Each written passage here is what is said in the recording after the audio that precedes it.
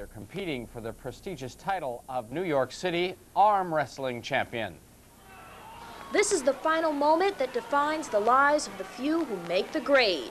The New York Arm Wrestling Championship Finals, which takes place in the Port Authority bus station. 72 men and women ages 15 to 60 years old took part in the competition. Special 30-pound custom arm wrestling statues will be awarded for first, second, and third place winners. Arm wrestling is an exciting sport because it brings people together in a sport that you don't hear about much anymore. It's an age-old sport that's coming back, thought to be mostly a macho muscle man kind of barroom sport, which it isn't. We've done a lot with the sport. The founder of the championship would like to see arm wrestling in the Olympics. Do you think this is more prestigious than winning a gold medal at Sydney? I don't know. That's a tough question. It definitely, it definitely takes a lot out of you. It's a lot of tenacity. It's a lot of endurance, and there can only be one, and the best man wins. Well said, and after 23 years, the New York Arm Wrestling Association is online. If you want to find out how to participate in the championship, you can log on to www.nycarms.com. Reporting from Times Square, Manhattan for 63 News, I'm Courtney Daly.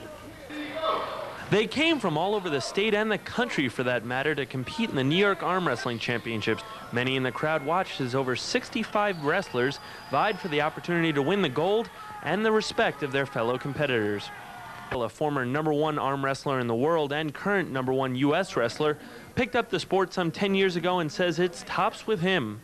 So to challenge the people like that one-on-one, arm-to-arm combat, no excuses. And it was the greatest sport to me. But it's not just the beefy guys who do this. The women get into it just as much, if not more.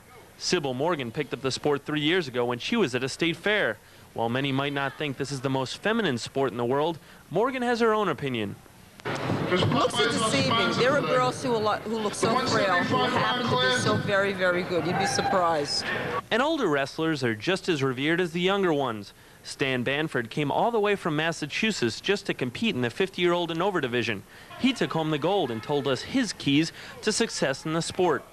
A lot of wrist exercises, the hand flexing, and weightlifting. So the sport can be quite hard on these athletes physically, but all the wrestlers we spoke with said for them, this sport is simply the best.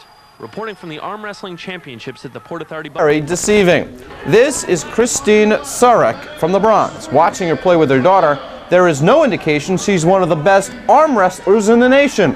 But she is. Today at the first annual New York Golden Arm Series Pro-Am World Championships, Christine beat Sybil Morgan from Staten Island for the lightweight title. It's her 11th straight championship.